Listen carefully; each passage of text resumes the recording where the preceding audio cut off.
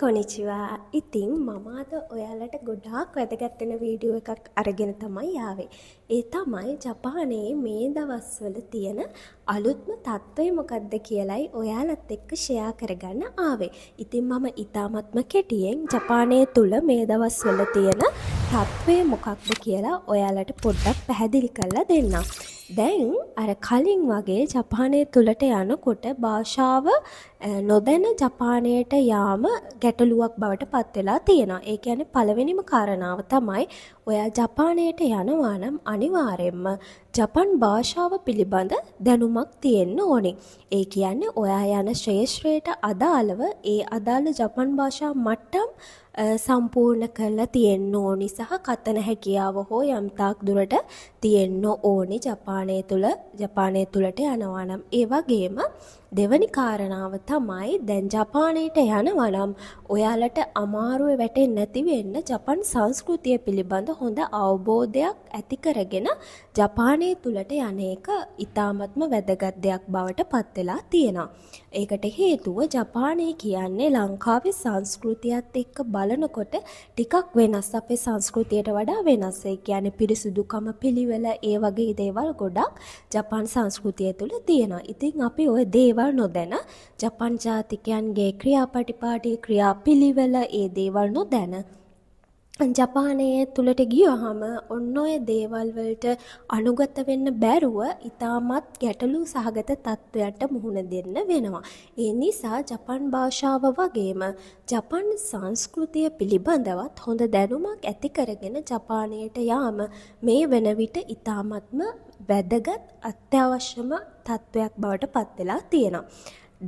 තුන්වෙනි කාරණාව තමයි දැන් වර්තමානයේ ඔයාලා වීසා අලුත් කරන්න යනකොට, ඒ කියන්නේ අලුතෙන් වීසා අලුත් කරගන්න වීසා ගහගන්න යනකොට කලින් වගේ නෙමෙයි හරියටම බලනවා ඔයා ටැක්ස් ඉන්ෂුරන්ස් වගේ දේවල් නිවැරදිව ක්‍රමානුකූලව ගෙවලා තියෙන කෙනෙක්ද කියලා. ඒ කියන්නේ කලින් වගේ නෙමෙයි කලින් කියන්නේ ටැක්ස් ඔයාලා හරියට ගෙවන්නේ නැතුව ඒවා පැහැර හැරපු පුද්ගලයෙක් නම් මේවා හරියට નિયમિત ආකාරයට නීත්‍යානුකූල විදිහට ඔයා මේ දේවල් කරලා නැත්නම් අන්න ඔයාට වීසා අලුත් කරනකොට දැන් ගැටලුවක් බවට පත් වෙනවා. ඒ නිසා ඒවා නිවැරදිව පිළිවෙලට ඒ කියන විදිහටම නීත්‍යානුකූල අයුරින් සිදු කරන එක ඔයාලගේ දැන් වගකීමක් බවට පත් වෙලා තියෙනවා. ඊළඟ කාරණාව තමයි දැන් ස්ටුඩන්ට් වගේ ඉන්න අයට පැය ගාන වැඩ කරන පැය ගානක් තියෙනවා. ඒ පැය ගාන පිළිබඳ ඒ පැය ගාන ඉක්මවල වැඩ කිරීම නීති විරෝධී කටයුත්තක් වෙන නිසා ඒ පිළිබඳවත් මෙතෙන් පටන් ඉදිරියට ලොකු අවධානයක් යොමු කරයි කියලා හිතනවා සහ මේ වෙනකොටත් ඒකට විවිධ දේවල් සිදු වෙමින් පවතිනවා නේද? ඒ කියන්නේ වැඩ කරන පැය ගාන සම්බන්ධව. ඒ වගේම ස්ටුඩන්ට් ඉන්න අයට ගොඩක් ස්ටුඩන්ට් ඉන්න අයට වගේම දැන් දායිගකු විශ්වවිද්‍යාලවලට යන අය ඒ වගේ අයට උනත් පැමිණීම ඉතාමත්ම හොඳ අගයක තියෙන්න ඕනි. උදාහරණයක් විදිහට 90%ක් 95%ක් වගේ හොඳ ප්‍රතිශතයක පැමිණීම තියාගෙන නිවැරදිව ඒ කටයුතු කරේ නැති වුණාම මේ පාසල් වල කටයුතු කරේ නැති වුණාම ඔයාලට නැවත වතාවක් ලංකාවට එන්න සිද්ධ වෙයි. මේ තියෙන තත්ත්වය අනුව දැනටත් එහෙම වෙච්ච ගොඩක් අය ඉන්නවා. ඒ කියන්නේ නිවැරදිව පාසල් යන්නේ නැතුව අනවශ්‍ය විදිහට දේවල් කරලා පාසල් යන්නේ නැතුව පැමිණීම ප්‍රතිශතය ගොඩක් අඩු කරගෙන නැවතත් ලංකාවට එව්ව අය ගොඩක් ඉන්නවා. ඉතින් ඒක ඔයාලා යන්නේ මොකටද කියලා තේරුම් අරගෙන ඒ විදිහට නිවැරදිව වැඩ කරා නම් මේ වගේ ගැටලු ඇති වෙන්නේ නැහැ.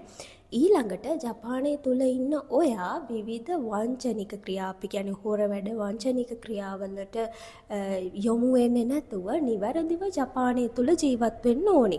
ඇත්තටම අපේ රට නෙවෙයිනේ, අපේ රටේ වුණත් අපි මේ වගේ දේවල් කරන්නේ නැහැ. ඒවා නීති විරෝධී වැඩ.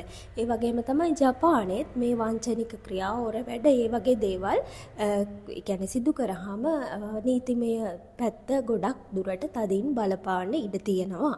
එතකොට සමහර ශිෂ්‍යයන් යටතේ ගියපු අය සිරගත වන අවස්ථා, දැඩි නීතිමය දේවල් වලට යටත් වන අවස්ථා මේ වෙනකොටත් අපිට දැක බලා ගන්න තියෙනවා.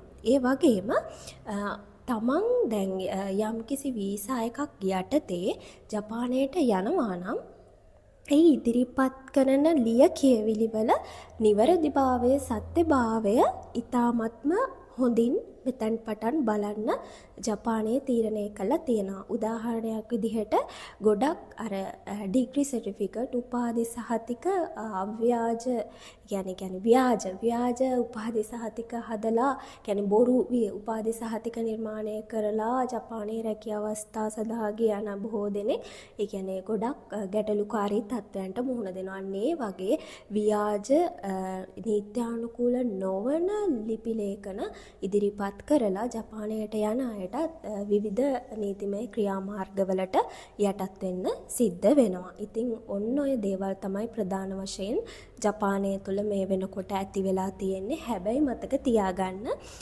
හරියට නිවැරදිව ජපානයේ තියෙන නීති රීති සංස්කෘතියට අනුගත වෙලා ඉන්න කෙනෙක්ට නම් මේ මොනතරම් දේවල් ආවත් බය වෙන්න කිසිම හේතුවක් නැහැ. ඔයාලා හරියට ඉන්නවා නම් ඉතින් ජපානය තුල ඉන්නවා නම් ජපානයට යන්න බලාපොරොත්තු වෙනවා නම් අනිවාර්යයෙන්ම ජපානයට ගරු කරලා ජපානයේ නීතියට සංස්කෘතියට ගරු කරලා එතන හිටියොත් ඔයාලටත් පැවැත්මක් තියෙනවා. ඒ දේ ඉදිරියට සාර්ථකව කරගෙන ගිහිල්ලා ඔයාලගේ අනාගතයත් ඉතාමත් හොඳින් නිර්මාණය කරගන්න හැකි වෙනවානේ. ඒ නිසා හැමෝම මේ දේවල් ගැන අවබෝධයෙන් කටයුතු කරන්න. එහෙනම් ආයෙත් දවසක මේ වගේ වටිනා අලුත් වීඩියෝ එකකින් හම්බ වෙන්නම්. හැමෝටම අරිගතෝ ගොසයිමාස්.